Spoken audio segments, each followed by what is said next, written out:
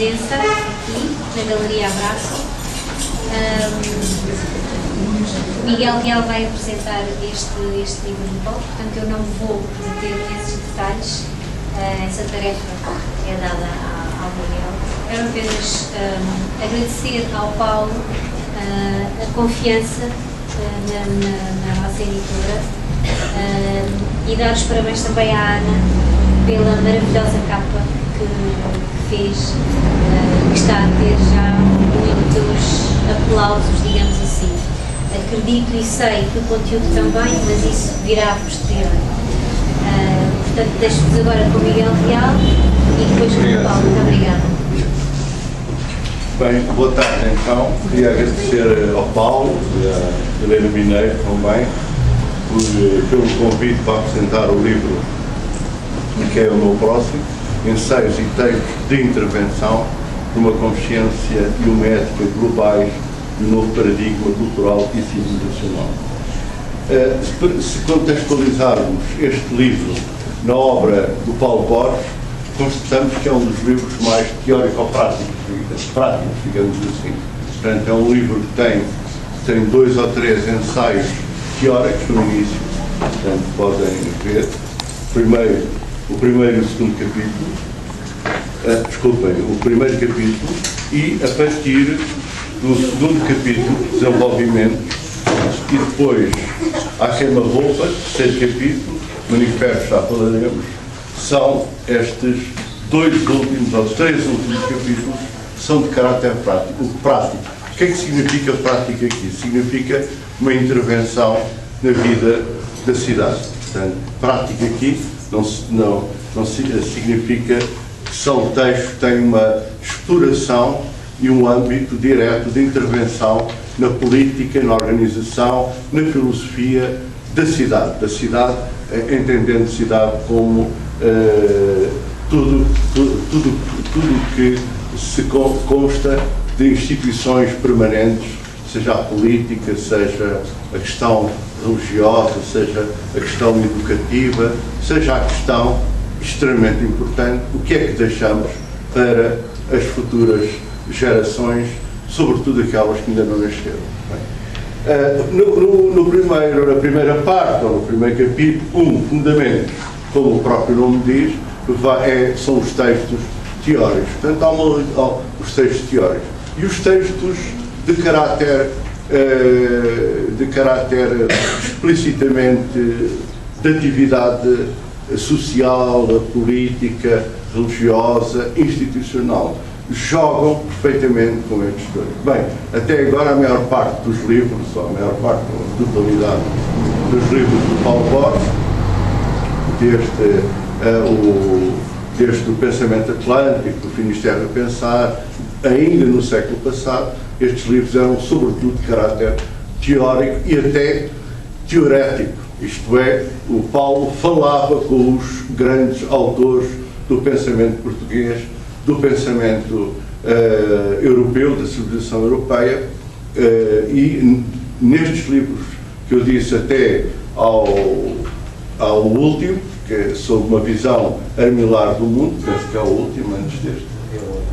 É a hora, desculpa, é a hora, que é um livro também de hermenêutica, de interpretação, seja a visão armilar do mundo, seja é a hora, são todos estes 20 anos, portanto, o primeiro livro dele é de 1989, salvo erro, que é o Agostinho da Silva, Dispersos, penso que é 89, sim.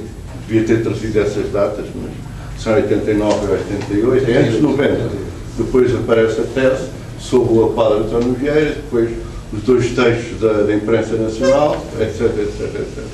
Bem, este é, portanto, dos textos mais explicitamente práticos, entre aspas, ou seja, práticos no sentido de o filósofo na cidade. Por isso eu convidava-vos a lerem, sem dúvida, os textos teóricos são fundamentais, mas eu até ousaria dizer que em casa devem começar pelos textos mais práticos e depois regressarem à página 1 ou à página, tirando a introdução, não é? À página, que é o meu próximo, sem ciência, empatia e limitação. Acho que os 9 pontos que o Paulo põe aqui são 9 pontos sobre o que esperar do Papa Francisco. Está a revelar-se realmente o que ele escreveu aqui, não sei em que data escreveu, mas são textos dos últimos 2, 3 anos, está a revelar-se verdadeiramente um prognóstico muito acertado. Ainda hoje abrimos o Diário de Notícias, e na capa do Diário de Notícias, o Papa vai desencadear um processo de possível finalização do celibatarismo, do estado de celibatário para os padres. Eu convidava-vos a ler justamente este em casa. É algo que exige intervenção, e exige uma intervenção, portanto exige que vocês tomem partido sobre aquilo que ele está a dizer e sobre o próprio pensamento do Papa Francisco, mas sobretudo exige uma direção dessa intervenção. E a direção, ou melhor dizer, o sentido último dessa intervenção encontra-se justamente nos textos teóricos. Encontra-se nos textos práticos e nos textos teóricos. Mas quem é o meu próximo, por exemplo, colocar-se no lugar do outro, são textos de caráter explicitamente de divulgação e de amplificação do pensamento do Paulo, superar o antropocentrismo e o especismo, para um novo paradigma mental, ético e civilizacional, reduzir o consumo de carne, um imperativo. Este é um texto para quem é carnívoro, talvez começar por este texto, é um desafio, e ver o que é que ele diz sobre como reduzir o consumo de carne pelo menos uma vez por semana, o que é que poderia acontecer no planeta se isso, um imperativo ético do bem das flores, dos animais e da terra. Hoje, falaram no Diário de Notícias, hoje faz 130 anos do Jardim Zoológico, não sei se sabem, e tiveram um chimpanzé, um gorila, não me recordo agora, mas as pessoas têm minha idade talvez se lembram dele, que é o Matias. Paulo não se lembra do Matias, não? Matias morreu louco, naquela jaula que eu adorava quando era pequeno, ir ver o Matias, íamos de propósito lá, levava-lhe maçãs, que ele adorava maçãs, para além dos amendoins e tal. O Matias teve 30 anos naquela jaula, à volta de 3 dezenas de anos, e morreu louco. O colega do Matias, que era mais novo, conta hoje o Diário de Notícias, que um dia morreu louco, atirando a cabeça contra as grades e contra a parede, e perfeitamente enlouquecido. O colega dele, que eu não me lembro o nome, mas que era mais novo, depois fizeram uma instalação mais parecida com aquela que ele, chimpanzé ou gorila, podia ter na selva. E depois fizeram aquilo tudo durante um mês, depois abriram-lhe a porta para ele sair. Para ele sair e para as suas novas instalações. Ele não saiu durante um dia, não saiu durante 2 dias.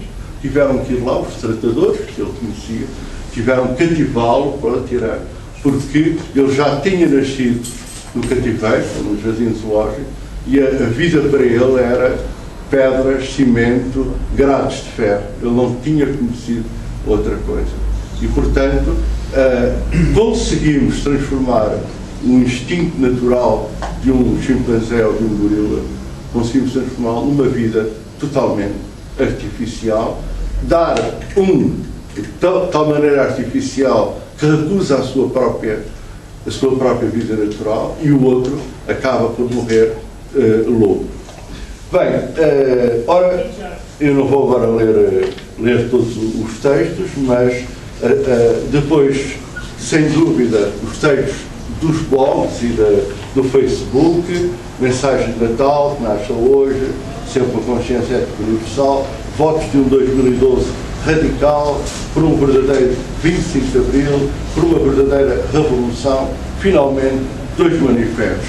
Manifesto Movimento pela Cultura e Carta pela Compaixão Universal. Se não quiserem começar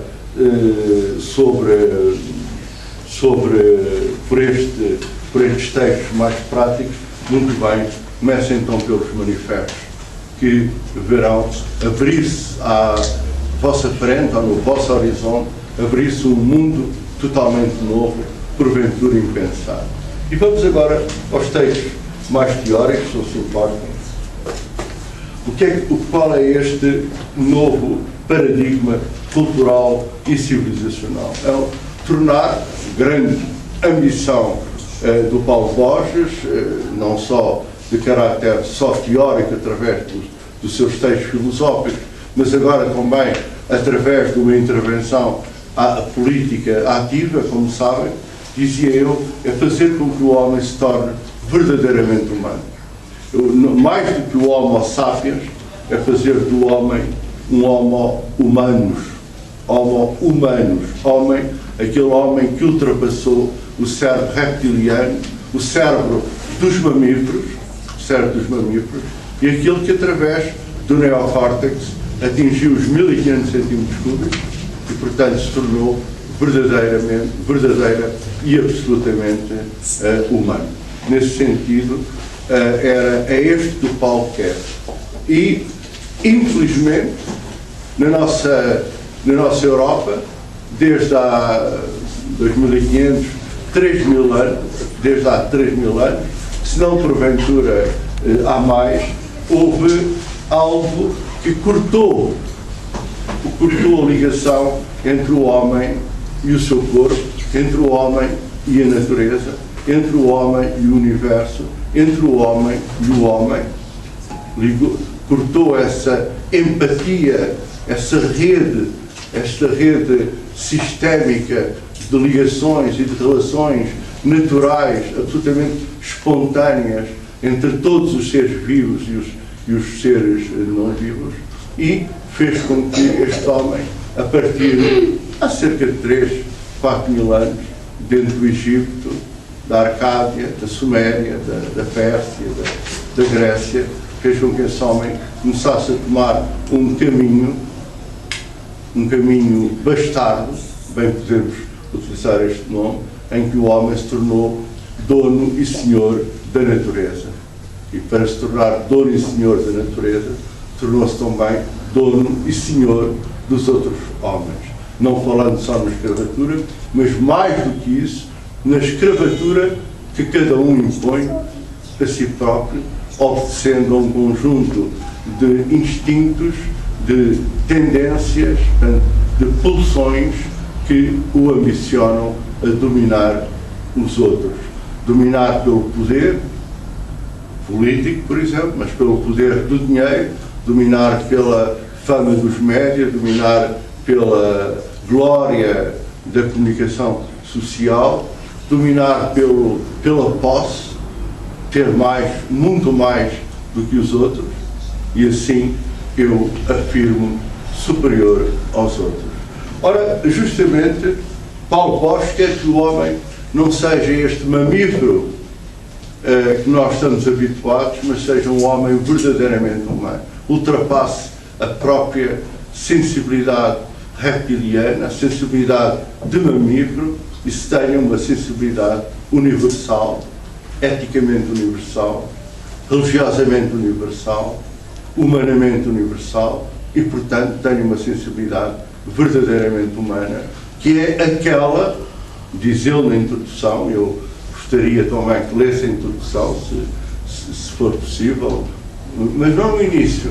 No início, se quiserem, vão logo para os dois manifestos, porque entram, de facto, na sensibilidade geral do livro e do pensamento do Paulo Borges. Mas, dizia eu, através desta nova ética global, construir um homem que seja verdadeiramente um homem, ou seja uma síntese de todas as expressões da natureza, não para a dominar, mas para a servir.